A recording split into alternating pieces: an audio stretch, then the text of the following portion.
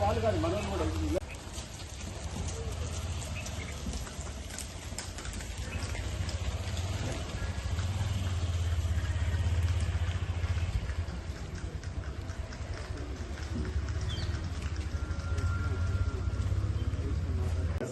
వాడి పరిస్థితి ఏంది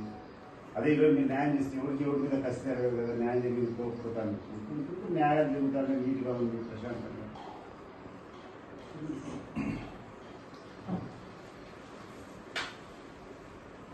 పెట్టుకొని ఈ చేతులతో కూర్చొని అన్యాయాలు అక్రమాలు పక్క కూర్చొని పక్క రానియకుండా వాళ్ళు అరెస్ట్ చేసి మీరు రావద్దని చెప్పి వాళ్ళని చూసుకొని మీరు చేసుకోకూడదు మీరంటే